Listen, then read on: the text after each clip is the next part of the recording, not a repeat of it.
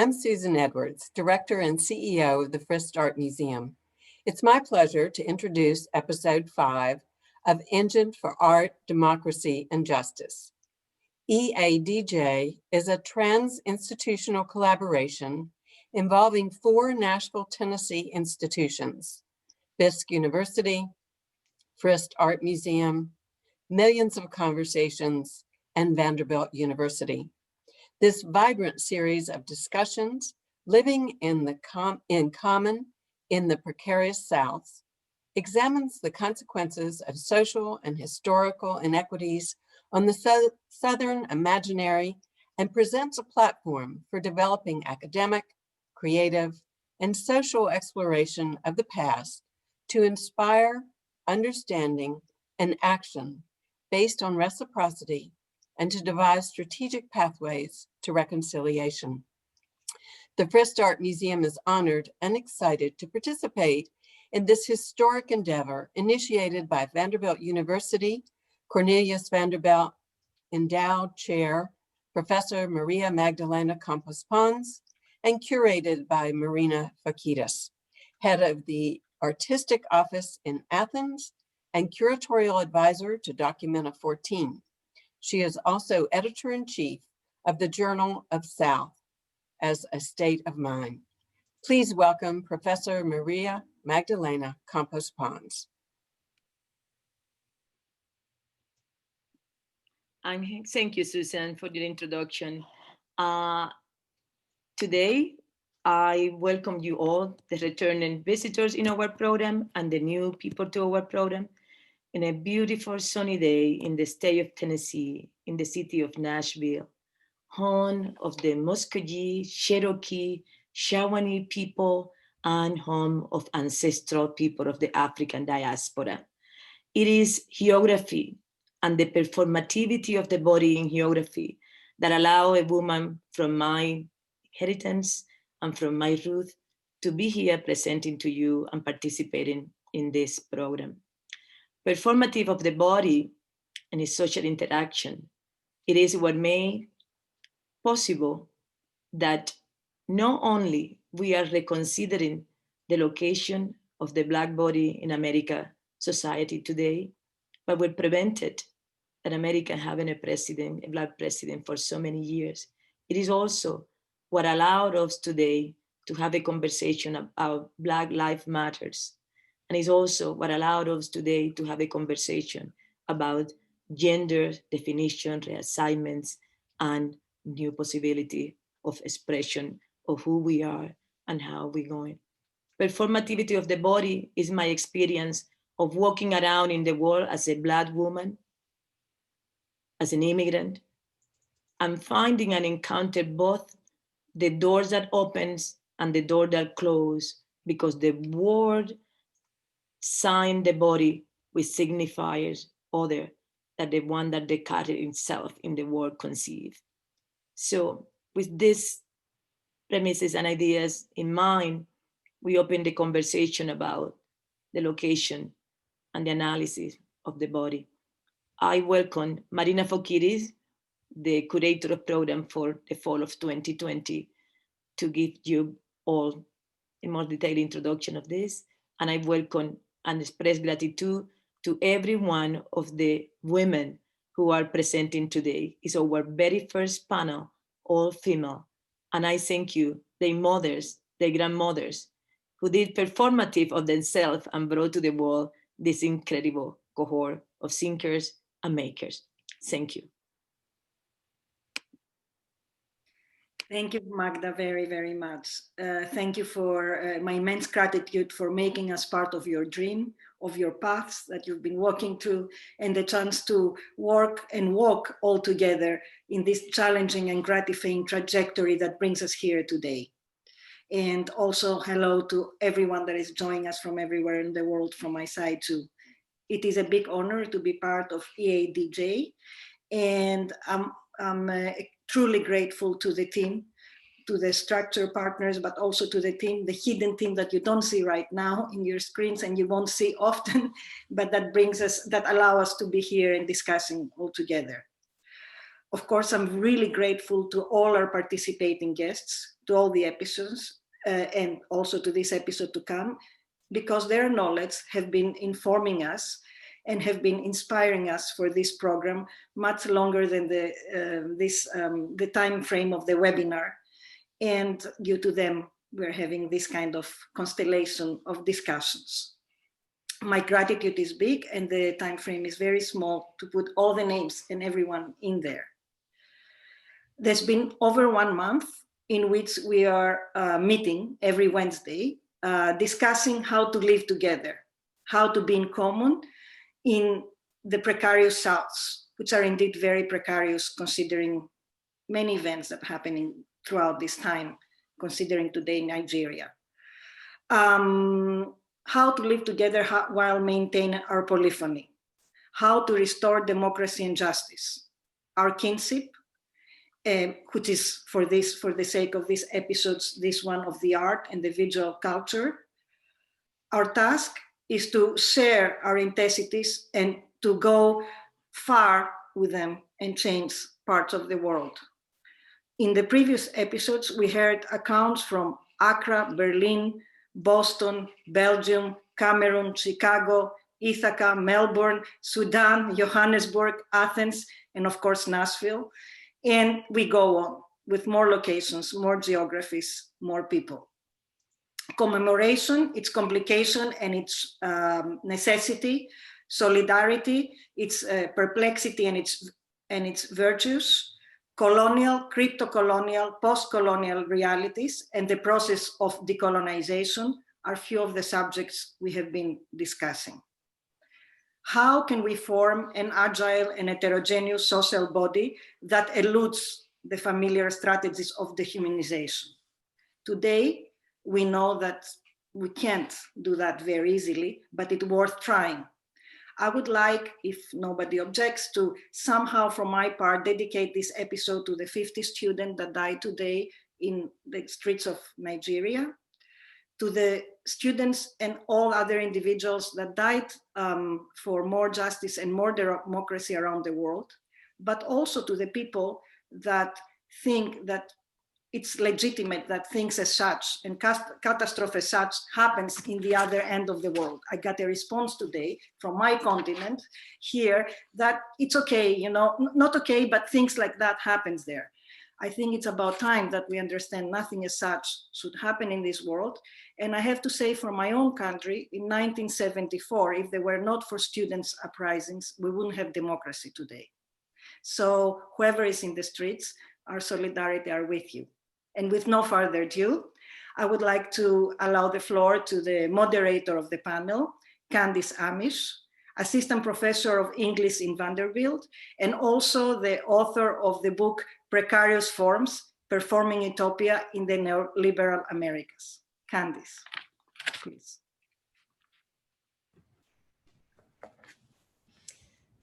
Thank you, Susan, Magda, and Marina for those introductions. And thanks for everyone joining us for the first of 2 episodes dedicated to performativity and the social body. Our charge today is to consider performativity as a practice of resilience, resistance, and even transcendence in response to oppression and state violence. Can we imagine forms of performativity that operate as coordinated action and aim at plural forms of agency? We're joined today by 5 brilliant scholar, artist, activists to think and talk through these possibilities. On today's panel are Doris Sommer, who is director of the Cultural Agents Initiative, and Ira and Jewel Williams, professor of Romance Languages and Literatures and of African and African American Studies at Harvard University. Her academic and outreach work promotes development through arts and humanities. She's the author of such groundbreaking books as Foundational Fictions, The National Romances of Latin America, Proceed with Caution When Engaged by Minority Literature, Bilingual Aesthetics, A New Sentimental Education, and most recently, The Work of Art in the World, Civic Agency in Public Humanities. Cecilia Vicuña is a Chilean-born artist, poet, filmmaker, and activist who works and resides mostly in New York City and Santiago, Chile. Since the mid-60s, her precarious works have challenged ecological destruction, bridging the ancestral and the avant-garde. She participated in Documenta 14 in Athens and Kassel in 2017. Her works have been widely exhibited internationally and are included in the collections of the Tate Modern, MoMA, and Guggenheim, among others. She's the author of more than 20 books of poetry and art. Nikki A. Greene is Assistant Professor of the Arts of Africa and the African Diaspora at Wellesley College. Her book, Grime, Glass, and Glitter, The Body and the Sonic in Contemporary Black Art, forthcoming from Duke University Press, presents a new interpretation of the work of Renee Stout, Maria Magdalena Campos Pons, and Radcliffe Bailey. She's traveled through the United States and internationally, including to Chile, England, Italy, and South Africa, to deliver lectures on the arts of the African diaspora. And she is the visual arts editor of Transition magazine. Responding to our speakers after our panel discussion will be Grace Aneiza Ali, who is Assistant Professor and Provost Fellow in the Department of Art and Public Policy at the Tisch School of the Arts at New York University. Her research and teaching practice centers on curatorial activism, socially engaged art practices, global contemporary art, and art of the Caribbean diaspora. Her edited book, Liminal Spaces, Migration and Women of the Guyanese Diaspora, was published this fall and is an intimate exploration into the migration narratives of 15 women from Guyana, told through essays and artworks. And closing today's session with a new video performance will be Shamell Bell, who is currently a lecturer of somatic performance and contemporary global performance at Harvard University, and has also taught in the African and African American Studies department at Dartmouth. She's a mother, community organizer, dancer, choreographer, and documentary filmmaker who received her PhD in culture and performance from UCLA's World Arts and Cultures Dance Department. Her work on street dance activism situates street dance as grassroots political action from her perspectives as a dancer, choreographer, healer, and scholar. So to get us started, I'd like to go around and ask Doris, Cecilia, and Nikki to just respond briefly to this prompt, which is, how in your own artistic and scholarly work is performativity manifest as a practice of resilience, resistance, and or survival? And why don't we go ahead and begin with Doris, and then Cecilia and Nikki. Okay, thank you so much, Candice. Thank you to everyone, to Magda, to Marina, to Vanderbilt for this incredible series. Through Cultural Agents, we've been promoting it with great pride to know about it and to participate in this series. As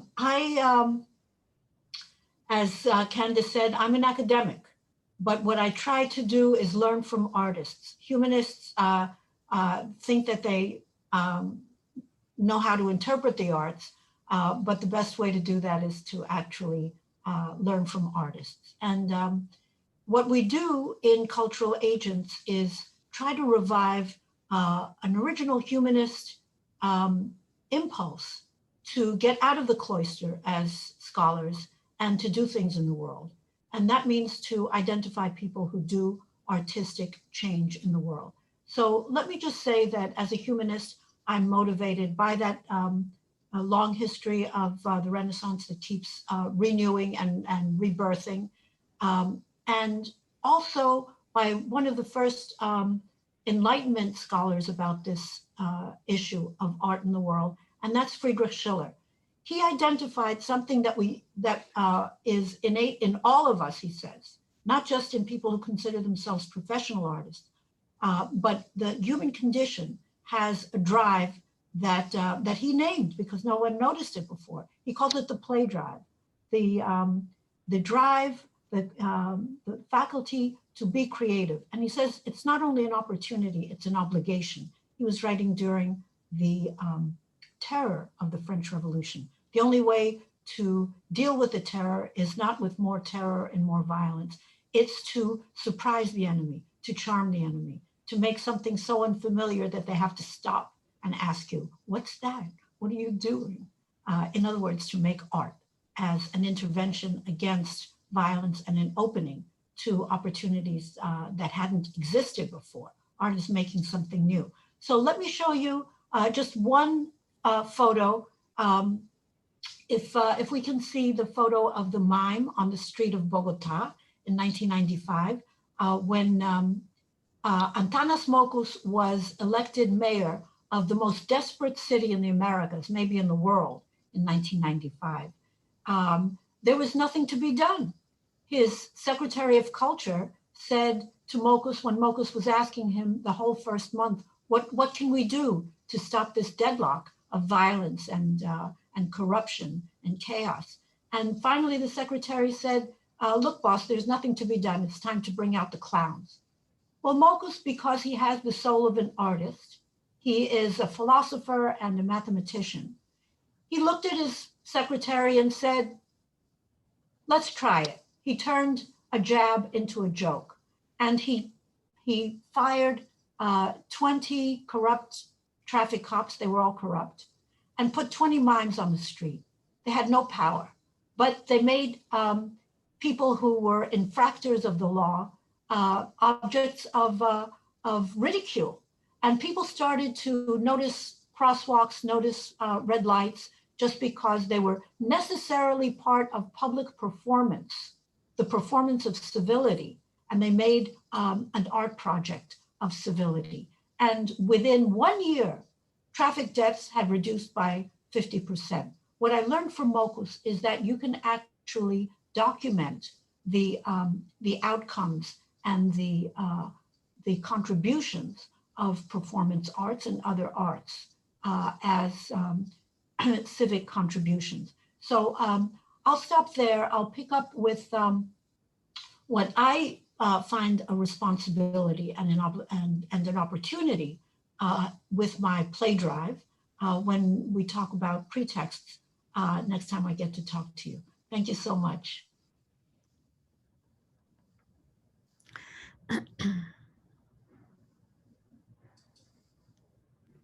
Cecilia, go ahead, please.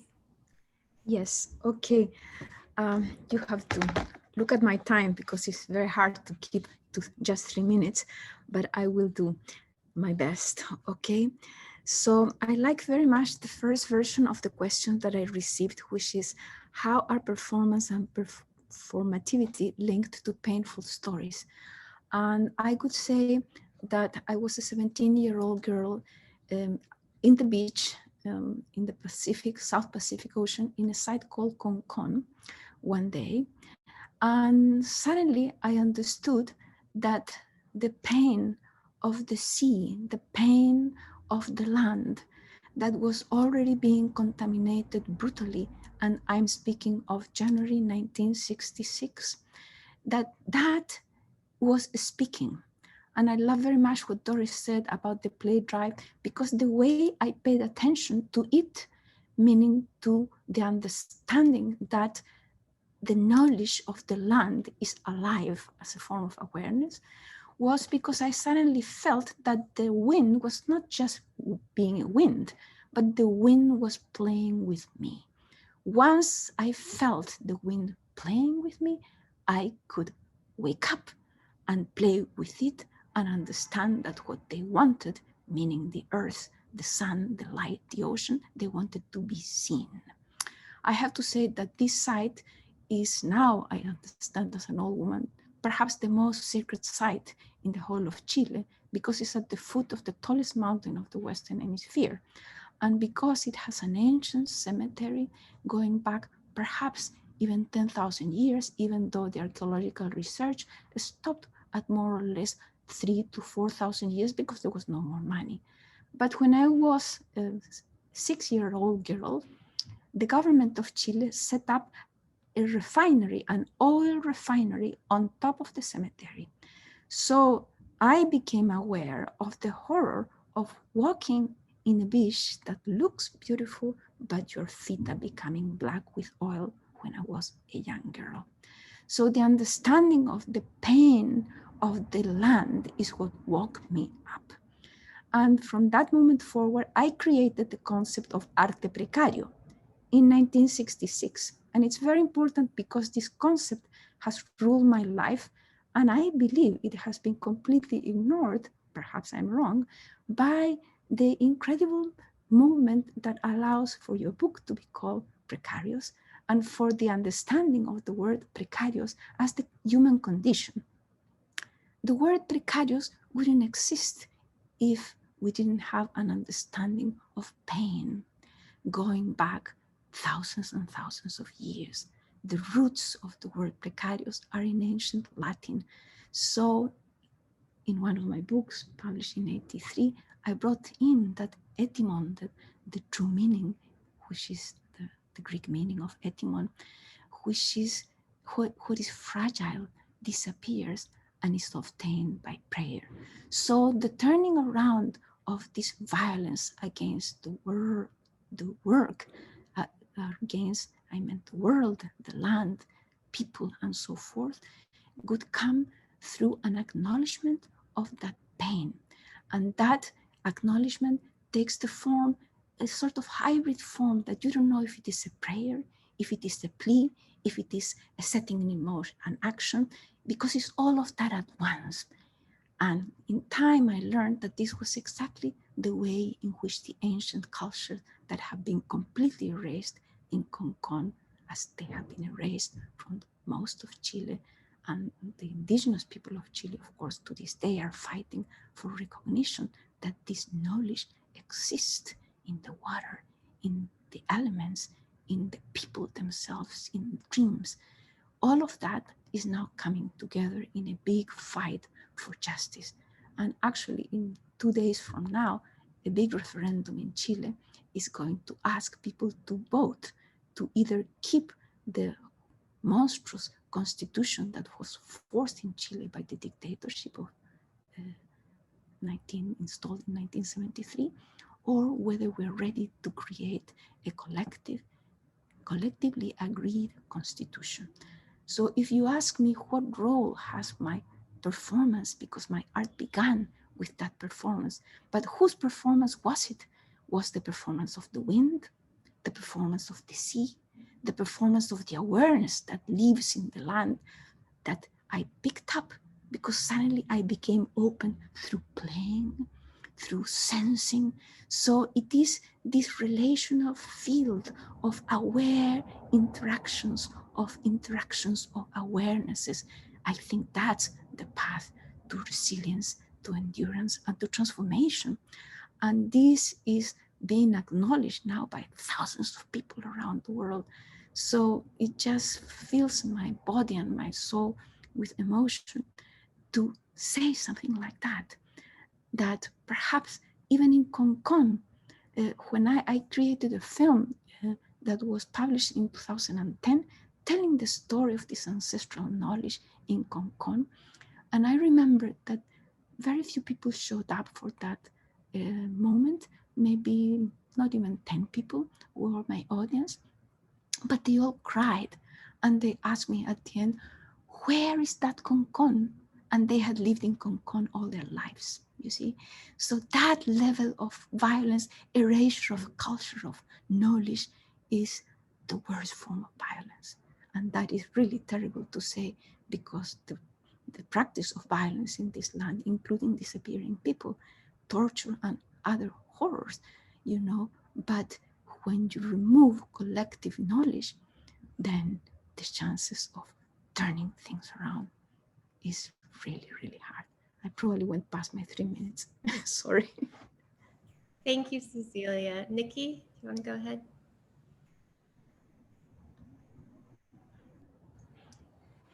Thank you. Thank you, Doris and Cecilia, for your remarks. It is still, I'm trying to take that in as I consider my own ideas around this. I'm gonna start with Toni Morrison in the Nation's 150th anniversary issue from March 2015.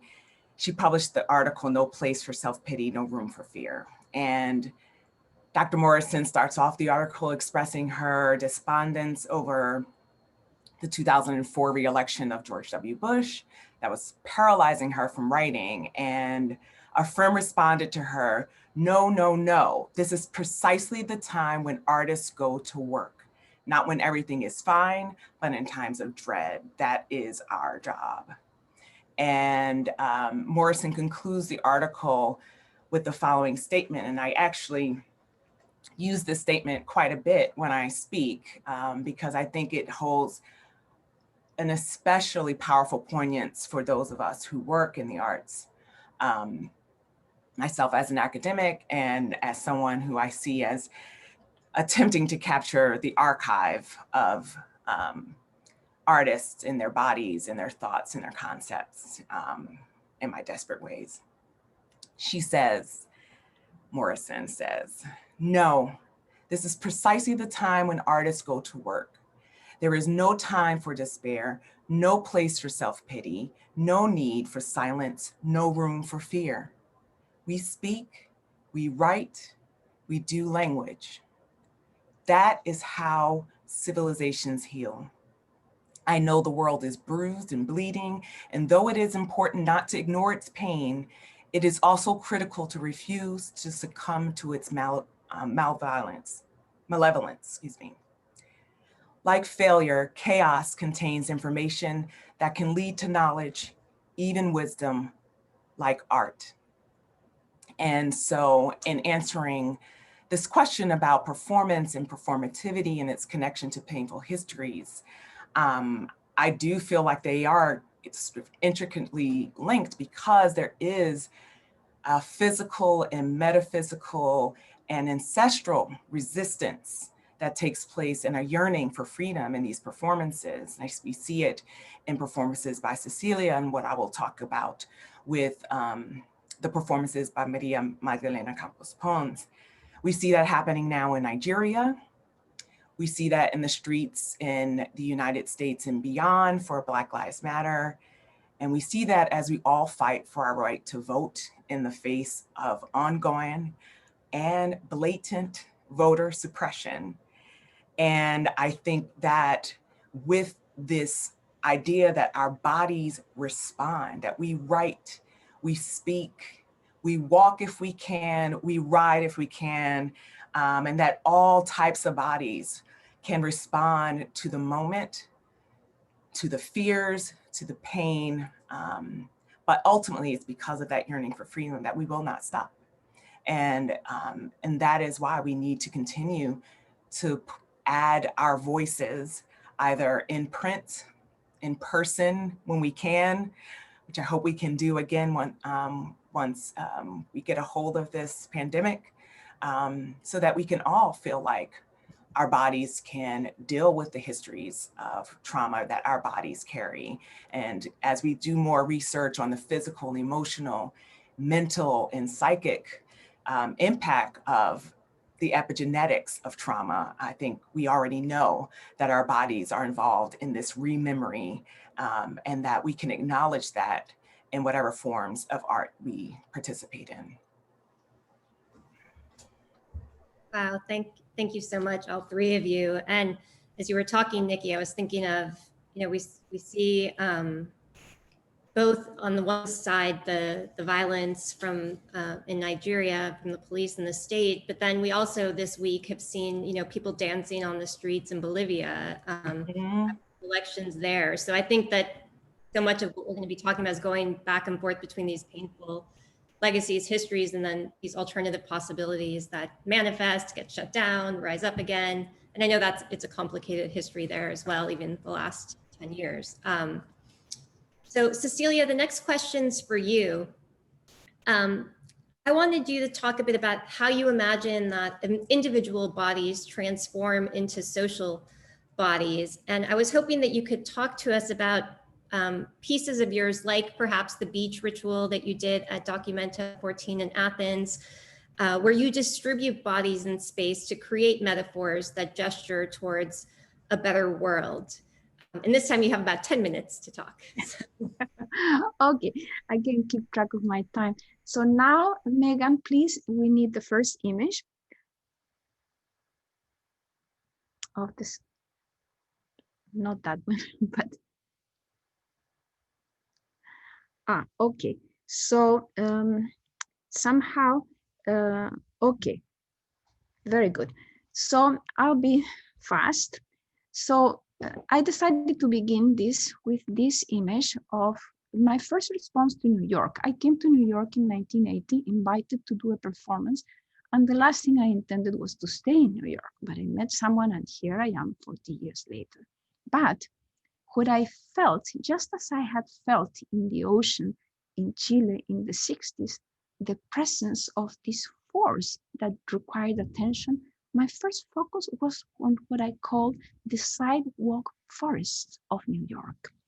And I started to listen to that force of the seeds that are flying between the skyscrapers and sprout no matter what. And next image, please. So in other words, during the sidewalk forest, weavings and so forth, I didn't want to put more images. What I was doing, I was countering the idea that the earth had been conquered by industrial buildings, metal and cement, because the force of the seeds and the force of the plant that wants to breathe, creating the oxygen that we breathe, is more powerful than any other force. Next thing is that I felt the terrible separation between the culture of the North and the culture of the South, meaning everything that I felt or thought was not only disapproved of, but rejected outright violently by the worldview dominant in the US. So the first chance I had was a year later to go to Chile and to Bogota, actually, where I had lived, and I began weaving the landscape. So you can see what body I am weaving in this. I am again bringing the collectivity of the Americas, of the North and South, into one living web. That is one way in which I responded to this notion of being completely separated from the land and from each other, which is what the imperialist, capitalist, white culture of the US wants to impose on the world itself. You can move on to the next one. Okay, but the roots of this way of feeling of Cecilia really began with my youth.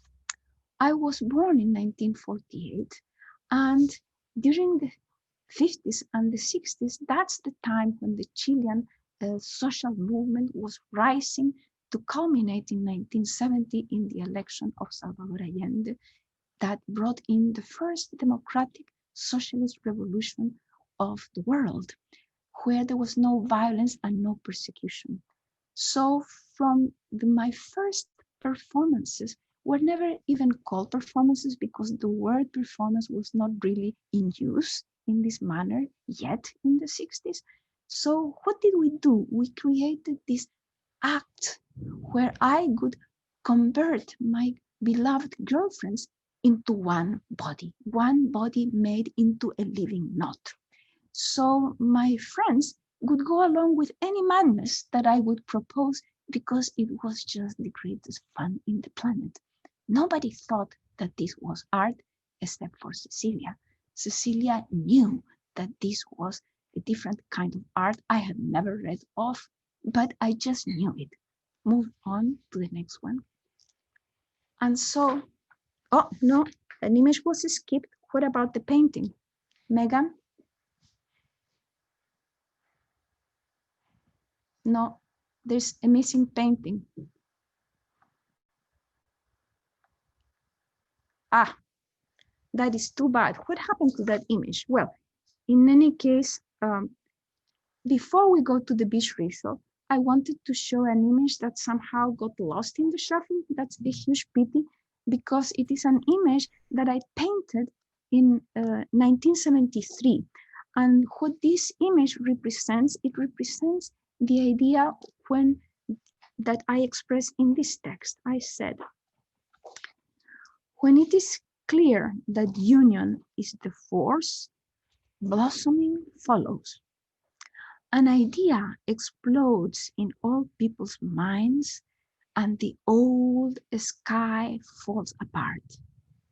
and a new sky comes forth for us to live and work the seed. So those words were written in 1973. So how was it possible for me to even think of this idea that all of our bodies composed really one body? I now notice that two paintings are missing because I've made a portrait of the cultural front of Chile during the popular unity, where all of us configure one being.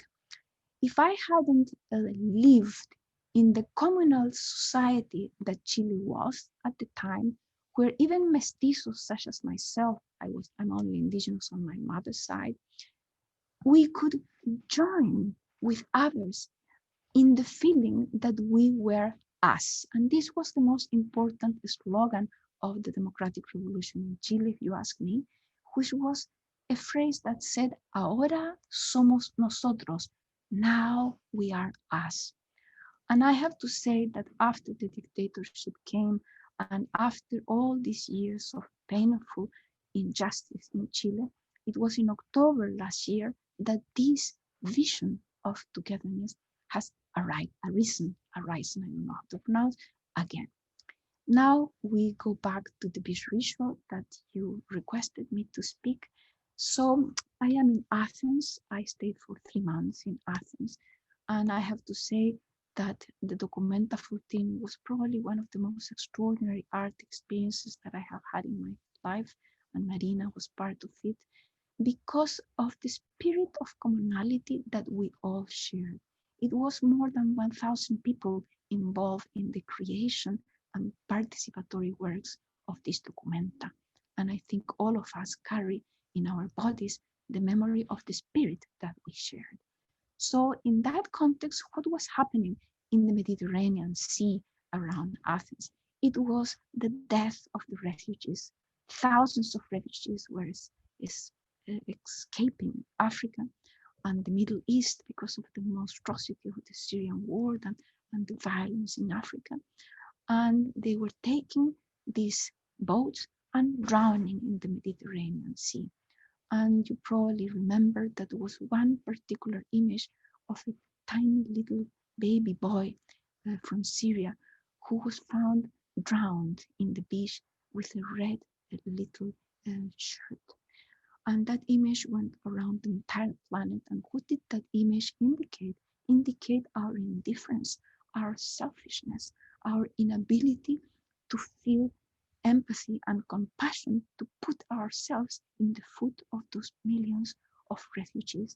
Now, 3 years later, there are even more refugees and more people in pain around the world.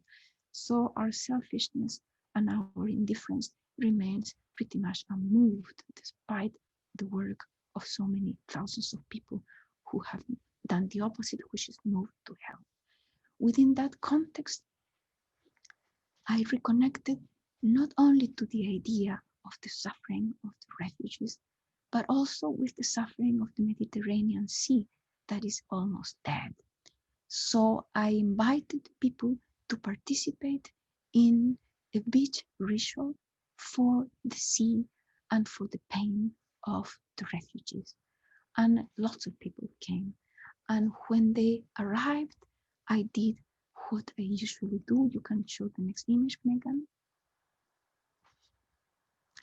Which is, I don't think of anything. I just lie down on the rock and I laid this immense amount of red and white wool.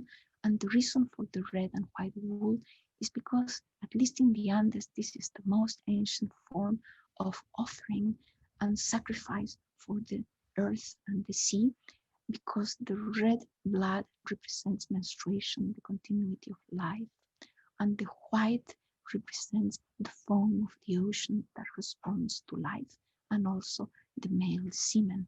So it is through the union of semen and menstruation between land and sea that you come to a new state of mind, a new state of awareness where movement, change, and transformation can occur.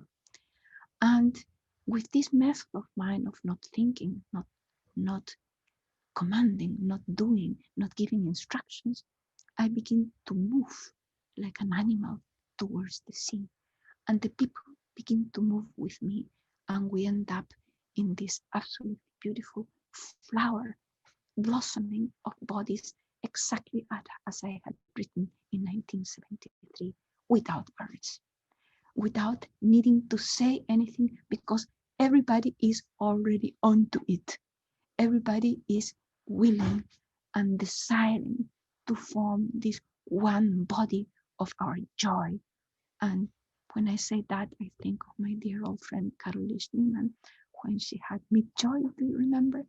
I think it was in the 60s again. So I think this idea of play and joy as being even more subversive than any other form of subversion, it's really something that is especially up to us, because we are endowed with an organ for joy. And I have done as well some other performances, very many collective performances in the course of my life. As you can see, I began in the 60s creating one body from this collective body. And I think is the exercise. Imagine now with the COVID, I mean, how are we going to come up with a new image, a new vision of togetherness when we are all afraid of catching death? Thank you, Cecilia. I love that joyful animal body. I'm gonna ask Doris now if, echoing off of the title of your most recent book, The Work of Art in the World, what do you've said already some in your opening comments about how you understand work and play, or to be working in the world through play. Can you tell us more about, again, this question of how do individual bodies become social bodies? Does this happen at the site of creation, of reception, somewhere in between? And maybe you could talk more about your Pretext initiative as a way to fill us in. Thank you. Thank you so much, Candice. I can't help following on Cecilia's presentation and your bridge through joy and through play, because again, it brings us back to the capacity and therefore the obligation of everyone, not just professional artists, to discover that capacity and to make it, to operationalize that capacity. So one thing that we say almost like a mantra in cultural agents is that the artist is not a victim. You know, Cecilia goes to this site that commemorates the injustice of death on the waters because of violence at home. And what does she do? She doesn't stay paralyzed. She generates new life with the red, with the white. It's a call to action rather than just a goodbye. So to think of the artist as someone who is capable of action and therefore responsible for it is the way that I think we can talk about the human condition in general, and why it's so important to learn from artists about the call of the wind, the seed, and the capacity for enjoyment. So the artist is not a victim. Why? Because the artist does things, and in doing things, you make decisions at every turn. You see something, you make a judgment. You go by trial and error. You learn how to be a scientist. You learn how to be a citizen. And when you see other people do interesting things, you learn to admire them. One of the many things that I learned from Antanas Mockus in Bogota is that admiration is the basic sentiment of citizenship. When people tell us to tolerate or even to empathize, there's something really condescending about empathy and about tolerance, even respect, because they're generated from oneself. They're not responses to the other and to the world. Admiration is a response. It's a wake up to someone else's stimulus. I like to say to my language students that the difference in English between saying I like something and in Spanish saying me gusta, in any Romance languages, you would say something like that, is that in English, it's generated from oneself. In a Romance language, you respond to the world. You're open, you're vulnerable, you're humble, and you're excited to be with other people, with other things, with other winds. So that's what an artist does, is remain vulnerable, open, and responsible to do something with the material. So let me just say how that connects to pretext. Although art does not need words, people do outside of their roles as artists. In any study of development, human development, whether it's economic, political, socio-emotional, gender equity, racial equity, literacy is an indicator of development. Anyone who is funding, who is measures literacy, no matter what the objective is. So if we're teachers, and I'm a language teacher, language and literature, if we're teachers, what responsibility does that visit on us when we know that literacy is one of the keys that anyone needs to open up the world? So because I have a play drive, Schiller tells me, and because I can feel it, what do I do with my play drive if I'm a teacher? I make up something for the classroom, and that is pretext. The prompt is very simple. Take a text that you hate, because it's difficult, because it's boring, because it's not in your field, because it scares you, right? Take a text that you don't know how to read or want to read, and just consider it raw material for an art project and see what happens. When it's raw material for an art project, you pick and choose, pull and push, see what other people do, and the thing opens up. One of the things that I love about Cecilia's work is her whole project on the quipus, you know, how to make meaning, verbal meaning out of threads. And there we remember that textile and text are almost the same word. So how do you treat a text as a weave, which it is literally? How do you pull a thread here, another thread there, and see the thing change shape and enjoy the way other people are pulling at it? Once you enjoy how other people are pulling at it, you develop admiration for their interventions because it didn't occur to you. You like yours.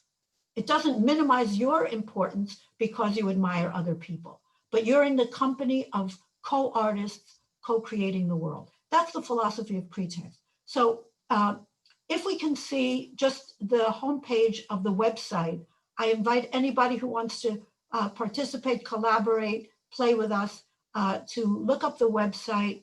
The link will be in the chat. This is Pretexts, and it's just a shot of the website. When you go in, you'll see that this is a moving gear, because since we all need literacy, we can come in through this gear. If we just want to come in through art, we can come in through the innovation creativity gear. If we're doing violence prevention programs or collaboration programs for groups that don't get along, we come in through this gear of citizenship. But they all need one another. Today, it's very difficult to make art if you don't know what's happening in the world, if you don't read other people. It's impossible to do anything, as I said, without literacy. And if you want to be a good citizen, you have to admire other artists, and you have to read carefully with irony, what's called critical reading. You have to read like an artist. So once you read like an artist, you know that you're creating meaning. Once you create meaning, you know that everybody is creating it from their own resources and point of view, and you enjoy difference. To enjoy difference is to be a citizen, not to always yearn for agreement and convergence, but to enjoy divergence. That is thinking like an artist. So I want to say that what we call pretexts pedagogical acupuncture, because as soon as you give a simple prompt, make art from this text and tell me what you did, you've put all the systems, all the human systems into gear. You've lit up the whole human being. Make art from this text, You have the cognitive system, you have the emotional system, you have the creative system, you have the civic engagement system. So it's very simple and it lands naturally wherever we are. The teacher on site will say what text they have to read, and the teacher will ask students, what do you want to do with this text? So I think if we can jump to the photos of what we did in the Harvard Astrophysics Center. We can show different videos of what we've done with Pretext, but let's show the photo, please, of the Astrophysics Center. Thank you. Can we expand that a bit? 2 years ago, my colleague, an Afro-Colombian astrophysicist at Harvard, said, look, there are 20 teams coming from the Pacific coast. That means the Afro-Pacific coast of Colombia. I want to invite them to the Astrophysics Center to do some work. I said, well, what are you going to do with kids, 15-year-olds in the Astrophysics Center at Harvard? He said, well, what can we do? We have to do Pretext. It's the only thing, the only opening. So he invited me to be facilitator. You can imagine that I had no idea about what to do in that space. But I was a facilitator, so I don't have to be the expert. He was the expert. And we started the project the same way we start every project. Someone reads aloud while we draw. And that combines two popular Latin American practices that Cecilia probably knows. Maybe she doesn't know about the tobacco factories, because that is a Caribbean practice. When tobacco rollers would work in what were called factories, but they were quiet workshops, they didn't want to be bored. They were skilled artisans, proud of their art, and they would collect money every week and hire a professional reader to read to them while they were rolling cigars. If you want to know why a popular brand of cigars is still called Romeo and Juliet, or another one Monte Cristo, or another one Hemingway, it's because those rollers, they had good taste in literature. And they were reading or listening to history and philosophy, Marx and Engels among them. The tobacco factories were the places where the first labor unions were created in the Caribbean and in New York City, which is part of the extended Caribbean. If Samuel Gompers is a familiar name to you as the developer of the first labor unions in the United States, you should know that he was a tobacco roller, and the first labor union in the United States is the United Cigar Workers Union, 1884, okay? So we have an illustrious history of labor rights involved in this practice. And when we know that children and youth and many adults don't like to read or cannot read, that is never an obstacle for us. We read out loud the way they did in tobacco factories. There is not one tobacco roller of that period who isn't an intellectual. Many of them are illiterate. They're all intellectuals. They would listen all morning and talk about the text in the afternoon and organize and get a taste for new texts that they wanted to hear the following week. So we listen to a text, and the first intervention in a text is to ask the text a question. Conventional teachers ask students questions, but in Pretext we say a student is not an object of scrutiny. A student is the scrutinizer, the co-artist. Ask the text a question. I see that my time is almost up, but I want to underline that. It's the way an artist deals with material. What am I going to do with this? And then we post the questions on a clothesline. Cecilia will see the Lira del Pueblo. That's the way you publish when there's no publishing material. In the northeast of Brazil, that's called Literatura de Cordel. We use popular practices, which means poor people's practices in Spanish, to address the most difficult text. Here we read something called Options for Trajectories for Missions to Mars. I had no idea what that was about. But after we asked questions, I, as facilitator, asked the students, what do you want to do with the text? And one one young man said, well, if there are 3 possible trajectories, why don't we dance them? So here we go back to performance arts. Why don't we dance them? These are trajectories in the air. And everybody thought that was a cool idea. So we made 3 companies of dancers and grabbed each of us a good scientist who would help us with the moves. And we danced a trajectory in each group. I still remember mine. It was the quickest one. It was the Perico Ripiao. We got there, but we spent a lot of fuel. And then afterwards, next slide, please. Afterwards, we went to the Harvard Art Museum and created graphic novels from that same impossible text. After 2 or 3 activities, you know that those kids understood the text. At least they understood it enough to ask the next question, to grab the next scientist, to know that they could learn it. Okay, so I want to leave Pretext here just because we don't have time and I could go on. What I do want to say is an invitation to all of us. It doesn't matter what we do in life. If we're teachers, parents, dancers, other artists, we can teach young people to read and write critically and creatively with so much fun, they don't know that the material would be scary to anyone else. Okay, so this is one path to liberation. It's education through art. And I hope that some of you will join us. I'm delighted and proud to say that that Magda Campos Pons, our spirit and our convener, will be using Pretext in Nashville during this season. So thank you so much, Candice, and I'll pass the baton back to you or to Nikki. Thank you. Yeah, thank you, Doris. And I look forward to joining Magda dancing text here in Nashville. That sounds amazing. So Nikki, I wanted to ask you about your forthcoming book, Grime, Glass, and Glitter. You examine the intersection between the body, Black identity, and the sonic possibilities of the visual. And I was hoping that you could talk us through how this works in particular instances of performance art. Sure.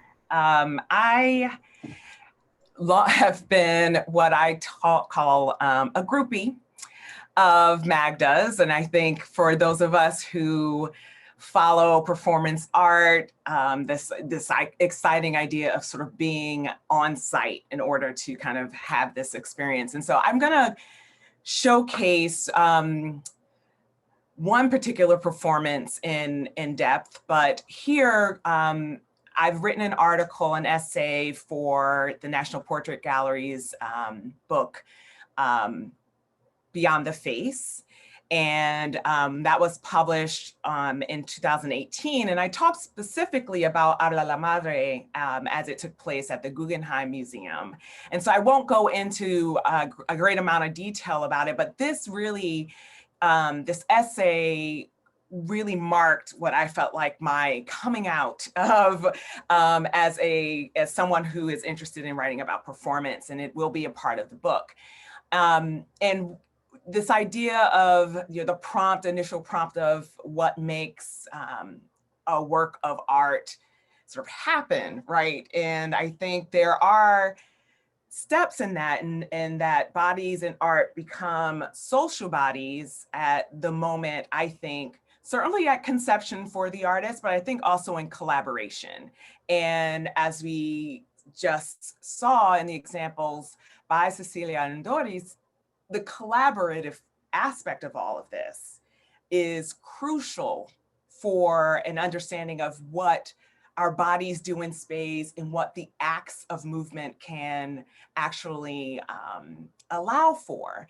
And I have been really privileged to witness Magda Campos Pons in action in several iterations in Cuba, Massachusetts, DC, and I've also traveled to Documento 14 in Kassel as well. And I think how I conceptualize it as someone who's marking out an understanding of performance, right? You have the concept that then in terms of the social aspects of this, you have the invitation, right? either planned with an institution or organization, or by an inspiration, impromptu happenings, right, that we've seen historically in performance works with or without permits. And then this collaboration after the invitation. And if you've ever witnessed a performance by Magda or have seen the documentation of her work, you know that collaboration is at the center of all this. And so in Habla la Madre, this was a part of the collaboration really spearheaded by Carrie Mae Weems, who had an entire weekend devoted to artists and writers and performances throughout the museum. And so building on that, and really what I saw as an expression of Black feminist performance and Black feminist ideologies about coming together in order to build each other up is really at the center of what I examine with Magda's work. And I wasn't going to address this aspect, but Doris, you reminded me of something that I do mention in the book, which is Tina Camp's Listening to Images. And as a scholar who is a Black feminist scholar and theorist of visual culture and contemporary art, she theorizes this relationship between quiet art and everyday acts of refusal by the dispossessed. And according to Camp, sound can be felt even when not heard in the way that an image can be defiant or revolutionary through a kind of quiet aesthetic. And we as viewers are really called to pay more attention to the quiet, the dismissed, and the disregarded in order to have a fuller view of art, history, and identities. And there's something about the pretext in the reading of the text and having the students respond, the reading that's happening in the tobacco factories, and the listening that goes on that is really and can be and should be revolutionary for those who are working. May I have the next slide, please? So I had the opportunity to visit Magda and the National Portrait Gallery in 2016. And as you know, throughout Magda's career and in her partnership with composer and musician Neil Leonard, they have remained and really invested in claiming an African diasporic lens, including the complexities of the orishas and the interrogation of African, Cuban, Chinese, and indigenous identities within many of the aspects of, in many of the spaces that she occupies and controls. And I wondered about how Magda could move from these spaces one to another. About 5 months before this performance at the National Portrait Gallery, I was able to be at the opening of the Alchemy of the Soul at the Peabody Essex Museum in Salem, Massachusetts. Same thing, great collaboration, often with many of her students from the School of Museum of Fine Arts, now of Tufts University, and to see performance artists come together as well. And I've been actually able to see some of the performers even in Identified and seeing how they perform individually as well. And there's something really, I think, powerful about that collaboration as these artists, musicians, visual artists, and in this case, also students from the Duke Ellington School of the Arts, which I will get to in just a minute. And what was, I think, especially powerful about what happened at the National Portrait Gallery is that it is the National Portrait Gallery. May I have the next slide, please?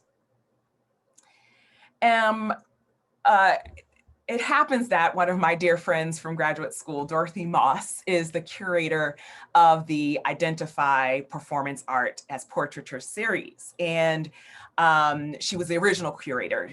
They now have expanded, and I really appreciate that the National Portrait Gallery recognizes that this deserves much more of a presence. And I think it's really groundbreaking for the work that they're doing. when in the inaugural season, Moss, Dorothy, I'm going to refer to my friends as Dorothy in their first names.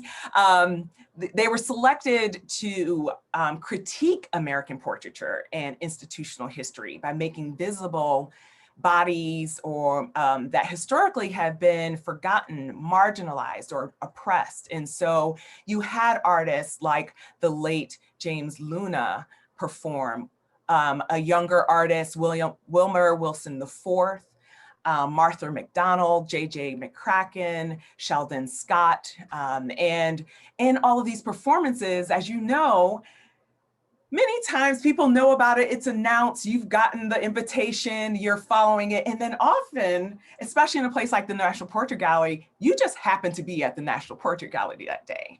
And I think that kind of spontaneity and the ability to kind of curate an experience for those who are in the know and those who are really taken aback and are in for an experience that they didn't expect. But in curating, I think, performance art in particular, there's an infusion, of course, of multimedia projects that are really happening all at once. And the insertion of personal narrative within this larger context becomes one that I think allows these artists to use museum spaces and to expand the archive. However momentary we might perceive that experience. And what I've learned of this implementation of performance art and the connection, the global network that happens, some of what, again, we're seeing here in the work of Cecilia and Doris, where you're able to connect what Lisa Lowe has described as the intimacies of 4 continents, right? The global network that she's clarified as intimacies that aren't necessarily cherished or recognized or recognizable in the colonial archive, but that there does exist deep connections between the Americas and Africa, Europe, and Asia that become more deeply understood, especially as we experience them in performance. Of course, Magda does this each time. She engages the archive and creates works of art that are meant to increase and multiply the kinds of ways that we understand the material, and that certainly happened at the National Portrait Gallery. May I have the next slide, please? And so what you then have is, because of Magda's far reach, international and American, USian reach, we understand that she has enabled artists of all kinds of backgrounds, even in this, what she's curated in these series of talks, right? To allow a platform for there to be a conversation. Now, when Identified happened, it was clear that this was going to be epic, monumental. She moved a crowd of about 600 people through not 1, not 2, but 3 floors of the museum. And she was really interested in engaging the history of Abraham Lincoln as the procession rose up to the Great Hall where Abraham Lincoln held his 2nd inauguration ball on March 6, 1865. And also where Walt Whitman happened to serve as a nurse during the Civil War. I'm showing this portrait, this photograph here, one of many photographs I took behind the scenes because I was able to attend the rehearsal. The world famous jazz performer Terence Blanchard with Neil warming up, practicing ahead of time. And I'm just going to mention some of the other folks who were involved. Next slide, please. And I'm focusing here on collaboration. And Zinda Williams, who I'm hoping more people know by name. And I think this was meeting Zinda and seeing, she also designed the dress for the Guggenheim Museum performance, where you saw Magda dressed as the Guggenheim Museum. And Zinda has been a costume designer for years. She was a dancer. She has designed for Alvin Ailey, to give you a sense of the kind of expertise that she holds. And I was really impressed by the collaborative nature by which Magda trusts these artists who she gets these connections, and Zinda is one of these really well-known costume designers in New York City, and being able to have her dress her body, she says she's been called the unitard queen. I had a chance to interview Zinda for my book, and so being able to fit these dresses just so, and I can talk a little bit more if people have questions about the way in which she directed, the way that Magda directed Zinda to create a sense of being fenced in or captured in this dress that you see here, in order to convey sorrow with elegance. And may I have the next slide, please? As part of the performance, of course, I said, there's sorrow, there's elegance, there's a funereal mood that happens throughout the performance. But of course, we know that there are people working behind the scenes to make all of this happen. Makeup artists, in this case, here. Next slide, please. Del Hamilton, who performs as Abraham Lincoln. This again is during the dry run. I'm teasing you because I'm not showing you the real performance photographs, not too many of them, with the hope that you'll tune in to more scholarship that will be coming out. For example, I've been talking with a master's student, Leslie Rose, at Yale University, who will be writing about Identified. And so I'm not going to steal any of her thunder, and you can see her master's thesis in hopefully not too long, no pressure. The next slide, please. Probably this was definitely the aspect of the performance, and where I felt really privileged to witness, was the incredible talents of the Duke Ellington School of the Arts students. You have high school students who are coming into this multi-floor performance where they have to really themselves operate as characters. And they did such an amazing job. I don't have photographs in this presentation with the musicians, but there were also musicians involved. But this particular part of the performance in the courtyard is where I'm gonna just kind of end us up here. I'm not going to show you all 3 floors of the performances, but here she's talking them through the mood. Next slide, please. Of what becomes really the most painful part of the performance, wherein you have all of these students, they're dressed in black, they're cued to come in, and you can see the latticed roof above. It was very bright and sunshiny at rehearsal. As soon as it started to rain. It was very gray during the performance, but it worked because it added to the sense of a somber mood. And with this, she did a few repetitions of Who Will Remember Their Names. Next slide, please. Again, this is rehearsals photographs where she asked the students to perform acts of violence upon themselves. And during the performance, she called out left and right, and they, in an impromptu way, called out various names: Trayvon Martin, Sandra Bland, and next slide, please. And watching them attempt to make sense of violence, as we all still have to make sense of gun violence. We have to make sense of the history of the transatlantic slave trade, right? The burden of again, the epigenetics and the history of trauma that we have in our bodies, and to watch them carry it out was really, I think, next slide, please, part of the most moving aspects of this performance. Next slide. Next slide, please.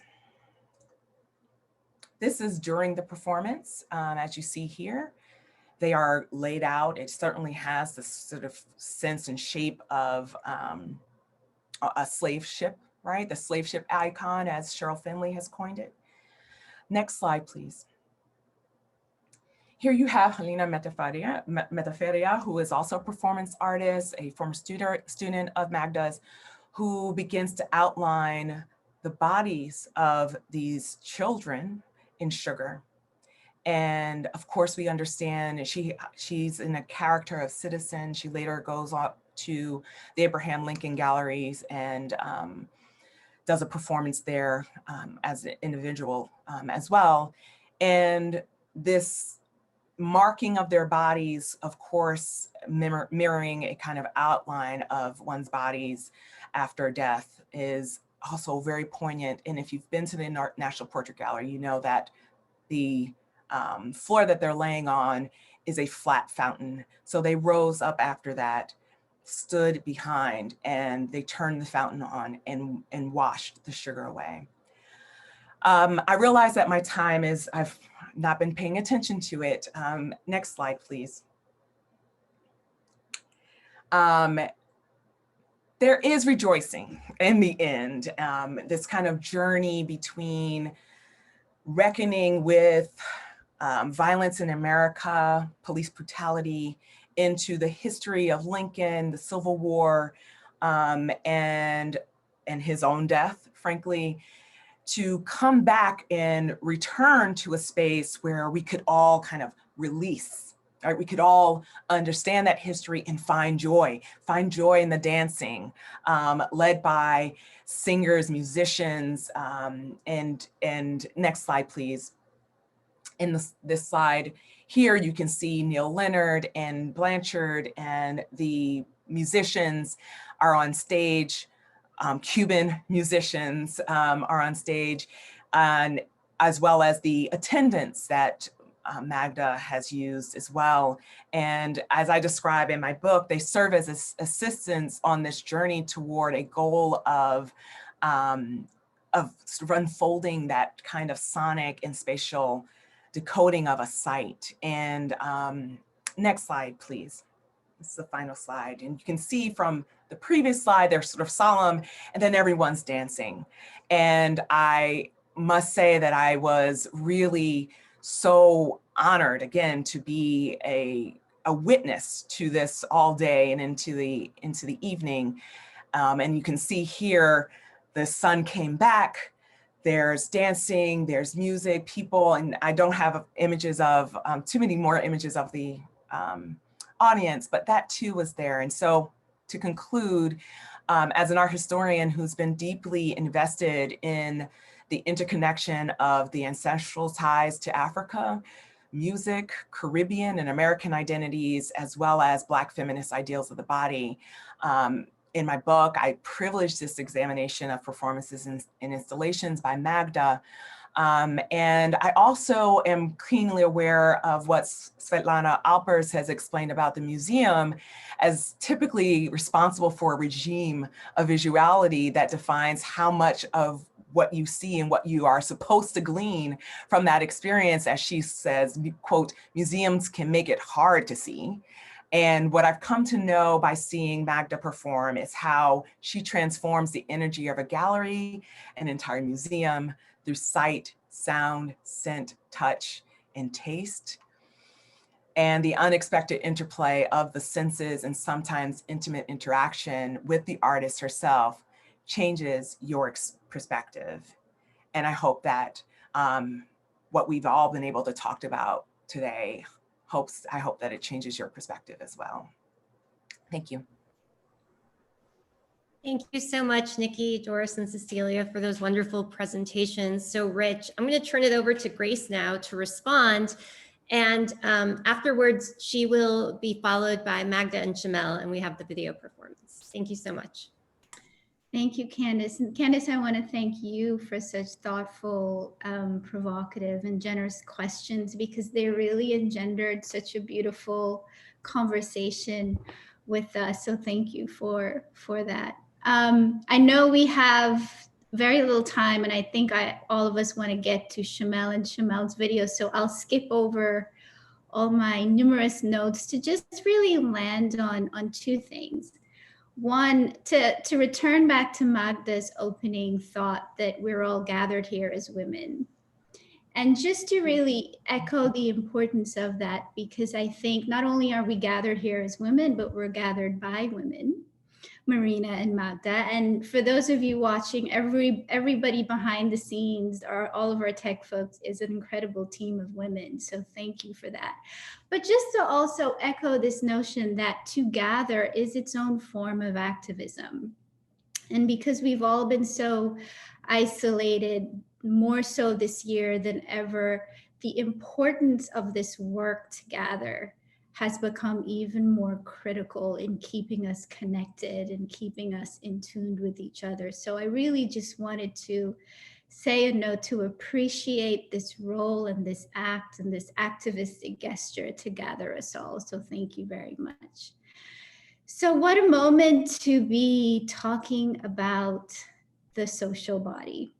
And Nikki and Doris and Cecilia, I highlighted so many things that you said that just really moved me and touched me.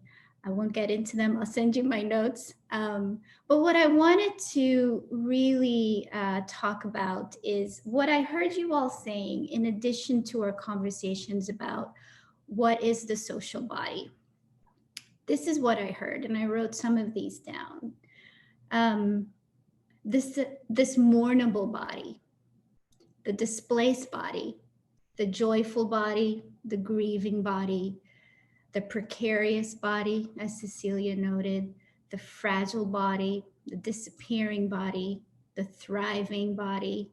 Doris, you talked about the playful body, the sensual body, all of us as one body, the collective body. Nikki, the rejoicing body, as you just showed us, our children's bodies, you know, Cecilia reminding us of that beautiful young boy with his face down in Syria, our children's bodies, the dancing body, and then I think simply the body that wants to be seen, that body, which is all of us, all of our bodies. But I wanted to return to this idea, and I wanted to use my time responding really to throw a question back to you all, including you too, Candice, if you all don't mind. But this idea of the mournable body. We have lost so many lives this year, both to the pandemic and to violence and to so many other violences. But I don't know if we have been given the privilege to be mournable bodies, to be in the grief and to be in the loss. I think the numbers are over 210,000 that we've lost as of today. I could be wrong about that. But we have had no National Day of Mourning. There is no impetus for our bodies to collectively mourn and to grieve. And so what I wanted to ask as a question, but just also as a thought to all of us is, where is the role for that mourning? Where is the place for that mournable body? Where is the privilege and the emphasis for us to grieve and to be in this loss? And yes, our protests are about justice and our protests are about our anger, but our protests are also about our grief. And I think perhaps our protests even started a place of grief first and started a place of loss. We're putting our bodies on the line because we are grieving, because we are mourning, because we're in deep, deep loss. But where is the space for that? Where is the privilege to be human and to be in that loss and to be in that grief? I know I'm feeling the absence of that. It's been eclipsed by so much. And so I wanted to offer that as my response, as both my response and my question to you all, and just to thank you all for this really beautiful, thoughtful, rich conversation. I'd like to respond to Grace, if I may, just very briefly, and thank you for that provocation, because we do have to stop and make an activity of the grief. That's why rituals are so important. That's why the collectivity is so important. But again, I want to go back to my general theme of learning from artists. When you ask, where is it? What is it? I think that to a group of artists, you can say, what can we do? How can we create these spaces? How can we turn feelings that don't have a shape yet into a ritual that we can share? Because again, to the degree that we're artists, we're not victims. We're making the choice of when to get together, of whether we should use candles, of whether we should use song, in what language, in what tradition. Those collective decisions are part of mourning, but they're also part of healing. And so I take your question as an incentive to do something and not just to ask what is being done. Yeah. I'll just quickly say, Grace, thank you so much for bringing us here. And, you know, what you say really speaks to the just ongoing daily erasure of all these losses, because we see the healthy bodies, right, in the street. And that, so the call to put our, you know, bodies in the street to mark the ones who aren't there, the ones who have been lost, not necessarily only because of the virus, but everything that's associated with the isolation that comes from it, seems really important. And yeah, thank you. I think I'm uncertain how to respond, because I think these convenings have helped with attempting at least to talk through some ideas and talk through our feelings and emotions. I don't know how many times, I mean, I think we're all collectively doing that in our own ways, finding friendship groups and families, and our families made from scratch, to attempt to feel like we're here together, right? And it takes so many forms. And I, you know, personally, I haven't been able to see my parents, who aren't far from me. They're 3.5 hours away from me, but I can't see them. I can't actually hold them. And so it feels like we are in this cycle where we're gonna have to, this is how we're gonna be able to touch each other. You know, if it's seeing someone process their own grief. And sometimes I think for us, I think as a scholar, I think we do a lot of our processing through talking and writing.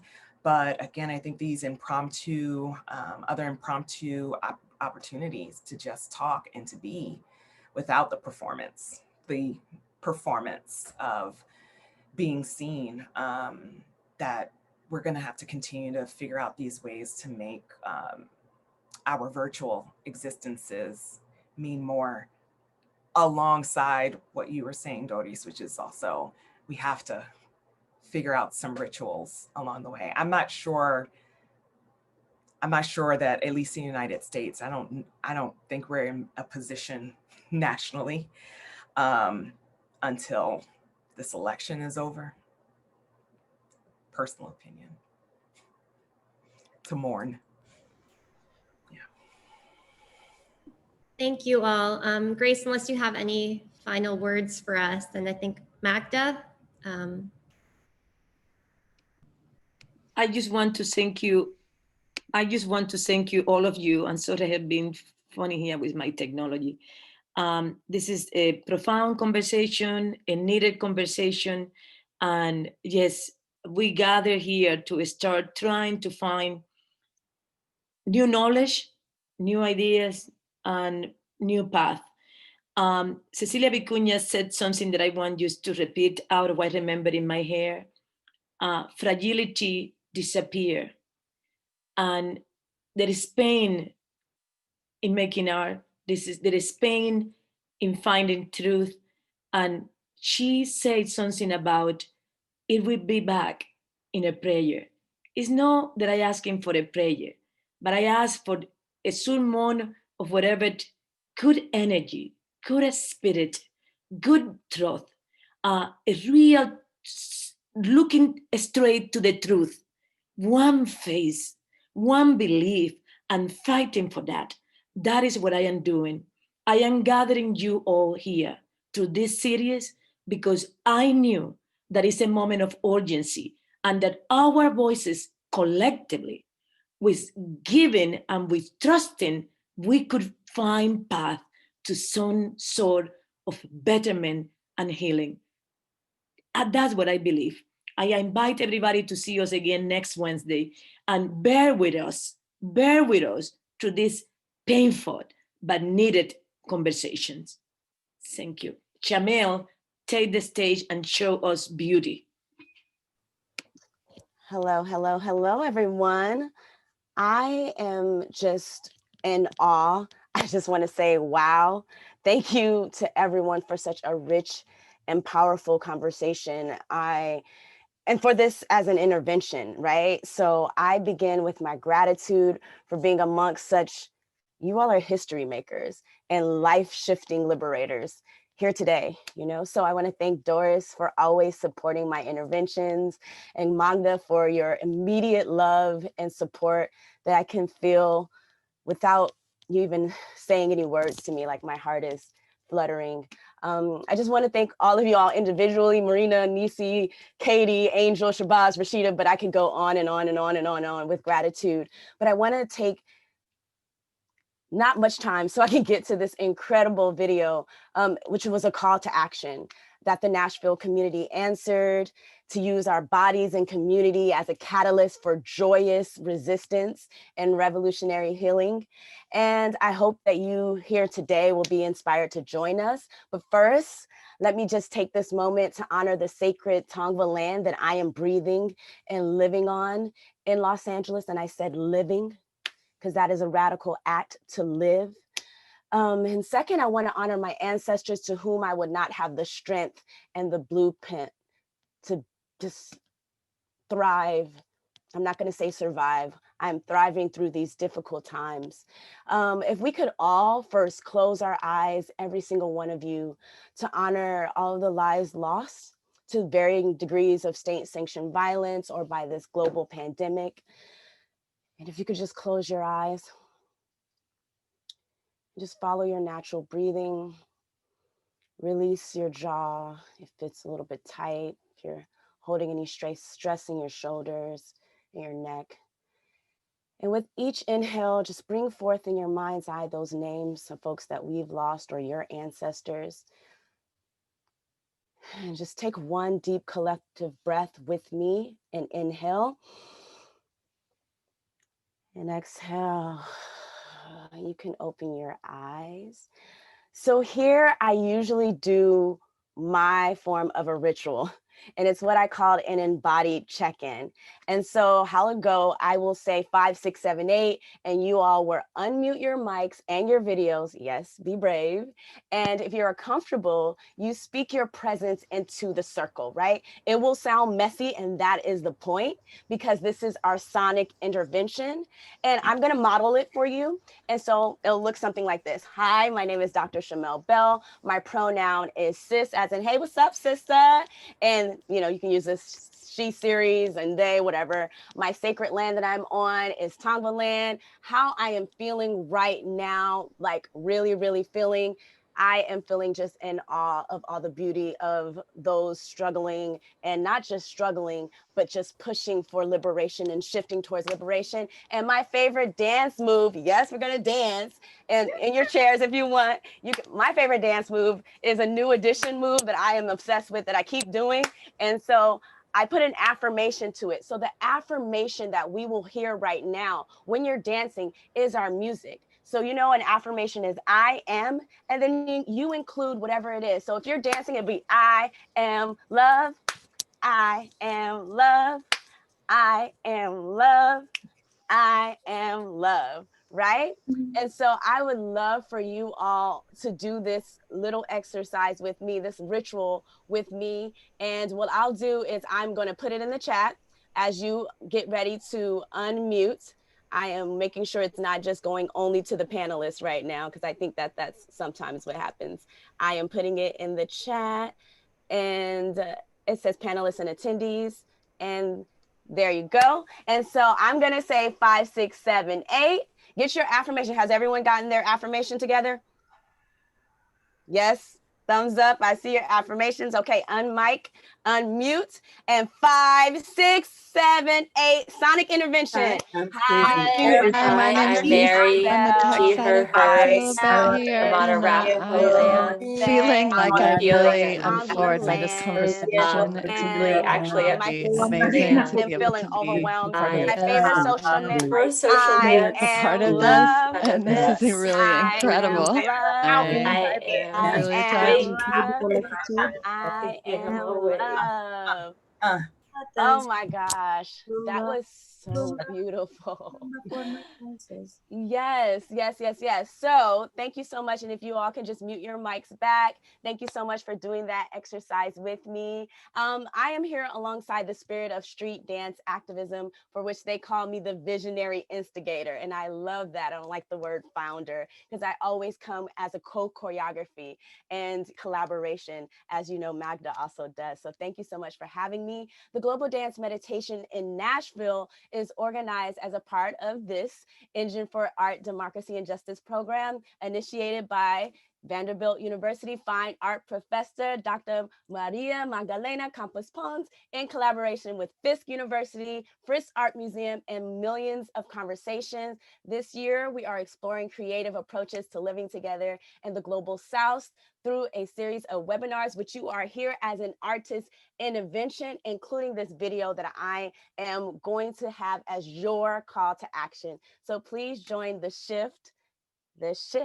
with the Global Dance Meditation for Black Liberation, and take it away with the video. Hi, my name is Dr. Shamell Bell, visionary instigator of street dance activism. This is a call to the Nashville community to participate in street dance activism's Global Dance Meditation for Black Liberation. I am a professor at Harvard and Dartmouth, and an original member of Black Lives Matter that sees street dance as a way to use our bodies and community as a catalyst for joyous resistance and revolutionary healing. The Global Dance Meditation is not performative. It is radical healing. It is an act of solidarity, an embodied pledge. To move in the dance is to also move in the world. As a global collective, we will raise vibrations and dance to embody Black liberation.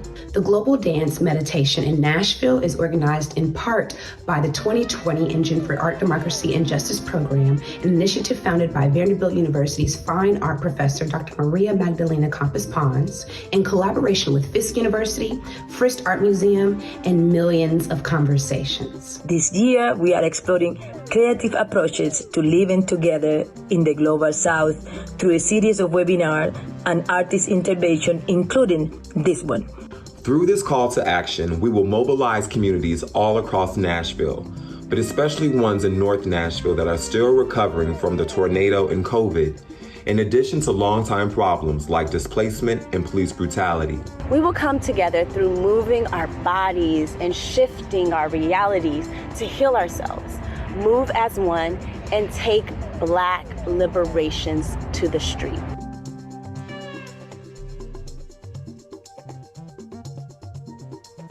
Join the shift with the Global Dance Meditation for Black liberation.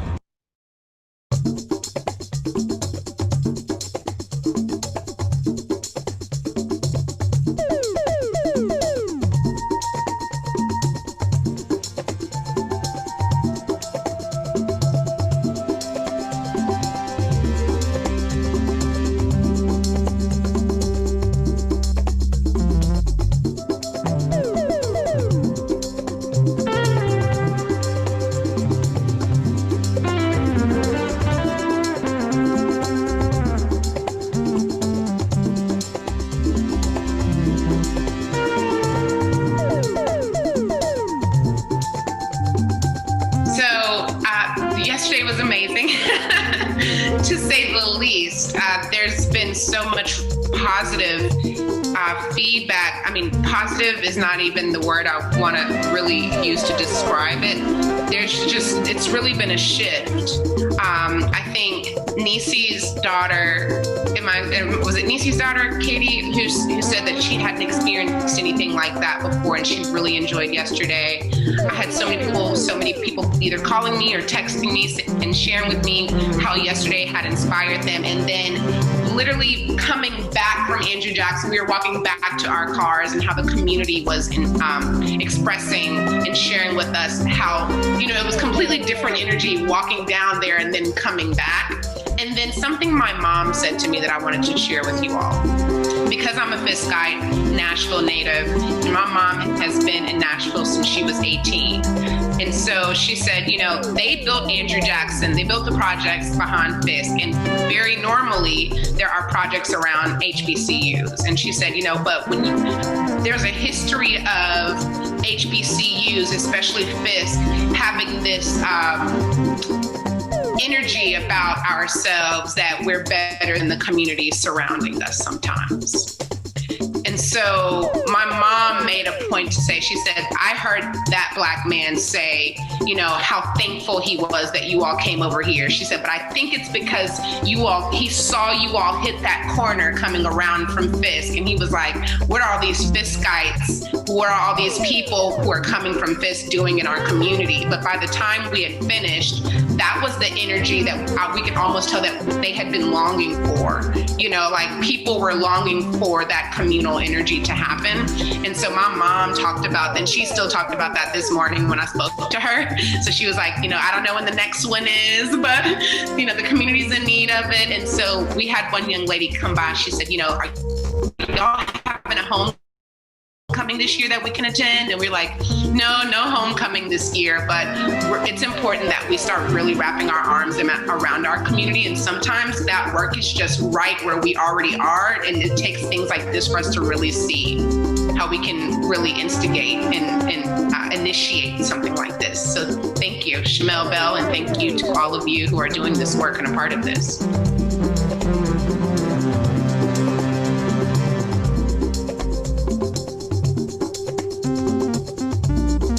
When I was looking at what we would do, there had to be a moment of acknowledging those who came before us.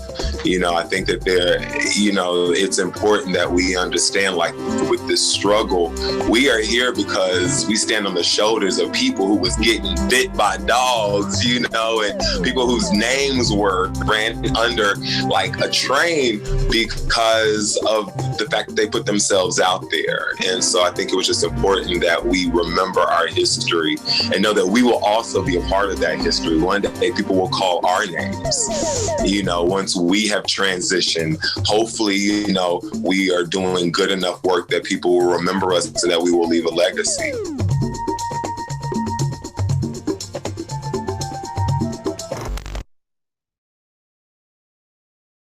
So my name is Rashida Fatuga. I am a Nigerian woman born in America. Thank you.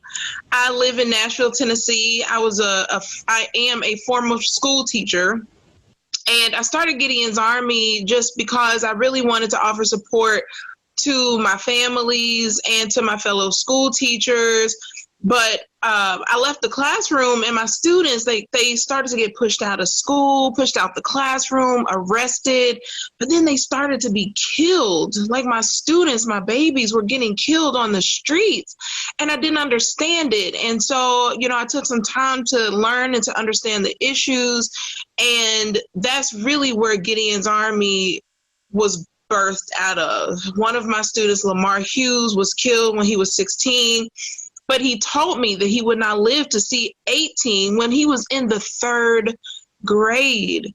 And when he died, it changed my entire life. I often say that his death was a catalyst, for me to live authentically in my own life.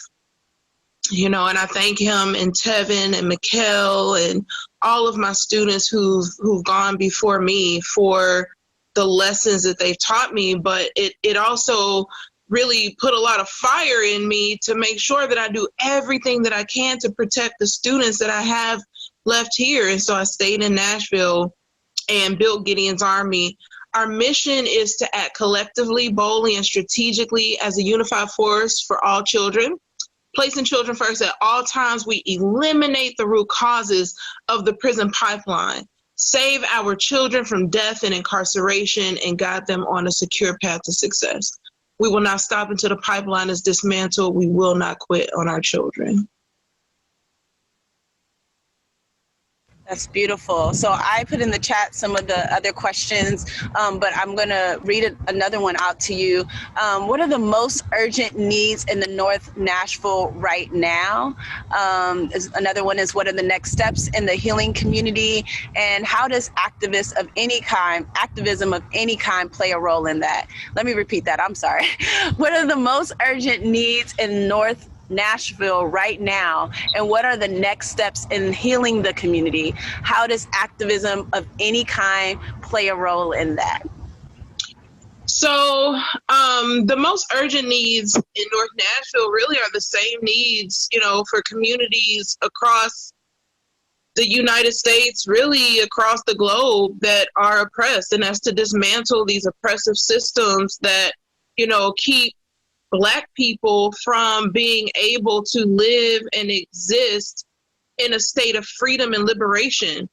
We live in communities that are unhealthy. So, building social determinants of health, healthy schools, healthy communities, making sure that there's food security and economic development, economic security within these communities is extremely important to us. I think that's definitely some of the next steps that need to happen, which is huge. Gideon's Army is working on that, working on just recreating and redefining what safety means to us, looking at how we transform our communities and build systems outside of the traditional justice systems outside of traditional school systems that are community-led and that do not reflect or resemble the current justice systems or the current systems that we have now. And as far as healing is concerned, I think, one thing that Gideon's Army is working on is we have community members who are credible messengers who live and work in the community to prevent and interrupt violence, but we also respond to trauma. So we have people in the community who are there to offer support to those who have been impacted by violent crimes. We are working to have first responders who are mental health workers as opposed to armed police officers. Just if we're talking about healing, then we also have to stop the harm that's happening at a root level. And so those are some of the things that we're working on is, how do we stop the harm that's being caused? Because it's really hard to heal when you're continually being battered and bruised. And so we have programs in place. We do a lot with art. And that's why this project is so important to us, because we are a very art and activism based organization. And so healing through activism, but it's dance and it's theater and it's music and things that really enliven the soul, because the weight of this work is so heavy. And so, that is kind of where our healing work occurs. But we also do circles, like a lot of indigenous style circles, healing circles, grief circles, relationship building circles, conflict transformation circles, all within the community where, people can choose, instead of going through the justice system, to come through Gideon's Army and be a part of the circle process. Wow, that's amazing. Katie, if you could do me a favor and put us on a gallery view for right now, because I just want to thank Rashida so much. I had one final question that I did not prep you on, but just if there is anything that we can do for you, anything I can do for you, I want to be able to do that.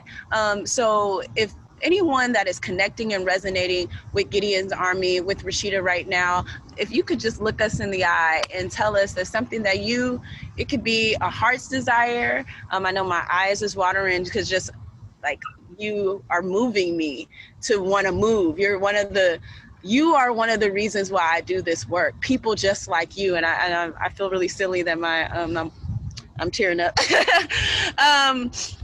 Yeah, and so just that's what prompted this question of, what can we do for you in Gideon's Army? We have the call to action, but I just want to know, what can we do for you? You can visit rebuildnorthnashville.com and just learn about Gideon's Army. People can sign up to volunteer. We're working on having in-person and virtual volunteer opportunities, and donate. We always need funding. Most of our funds go right back into the community from the people that we hire. We hire, like I said, credible messengers who turn their lives around and are helping people in the community do the same. And so it's just really, really important to me that the children and the people really are being impacted by the money that is donated, whether it be direct assistance, paying bills, workshops, classes, paying rent, scholarships. Like, we do so much for the community. And so I would say every dollar is stretched as thinly as it can go, is stretched as wide and as far as it can go. And then things like this, whole space, meditation, dance. Like, a lot of times people send messages and they'll say, I'm praying for you, or we're holding you up, or we did a meditation, or we dedicated our yoga class to you all. Like, all of those things, all of that energy, it really goes a long way. And so whatever you can do in your part of the world, be good to a child, be kind to your neighbor, volunteer, all of those things wherever you are important. But I would also say, rise up to the revolution. Don't be afraid of being called radical. Don't be afraid of, being labeled by racist groups, whatever it is. It's time for us as a people to stand in our power. And that's something that we can see in Nigeria, just the way that there's no leaders, and there's this movement building, and there's music, and there's creativity and technology, and all of these things that are being leveraged just off of the innovation of the people. Do not be afraid of who you are. Don't be afraid of who you are. Don't be afraid of your greatness, because when we stand in who we are and we stand in our greatness and we all do, what we can in our parts of the world, it will all come together and we will see the transformation that we are looking for. Even if you cannot be here for Gideon's Army and for the children in North Nashville, be present where you are and be present for yourself. That's it. That's what I felt. That was it. I was like, there is something in you that is a message. And I know that sounds weird or creepy, but I felt it. And I said, okay, there's another question. We haven't gotten the question. It was nothing but that. That was our call to action.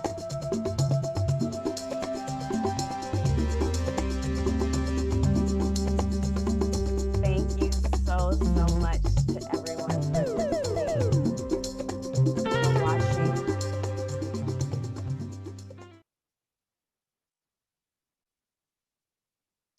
Yeah, so I came to this project and immediately asked, like, who is on the ground? I never come into any space as an organizer and just assume that I can tell North Nashville what they need, or any intervention that I make is going to be a real intervention. So when they told me about Gideon's Army, when they got together Angel and Shabazz, I was just like, this is it. And I know it was a process of me continuing to say, you know, collaboration, let's get this together, let's do a video. And I was just throwing all of these things at them, like, now it's a video, now it's a call to action, now it's socially distanced in person, now it's this, you know, but now we have shirts, now we have, but, you know, this is the spirit of collaboration. And this is exactly what Nikki was speaking to. It was exactly what, you know, Grace was speaking to this morning, you know, and this is my call to action to you all. I am still overwhelmed with emotions, so I have nothing more to say other than just so much gratitude. And I hope that you have heeded this call to action. There's in the chat, please download the chat right now. There's 3 little dots, and I believe that you can get the transcript to donate to Gideon's Army. You can also see that you can go to the link tree of Street Dance Activism. You can go to our website or our Instagram to follow us, and, you know, rebuildnorthnashville.com, and all of these ways to join the shift. And Jess, if you can take a deep collective breath with me where you are, just breathe in, hold it, and exhale. The root of the word conspire is to breathe together. So thank you for conspiring with me today. Thanks.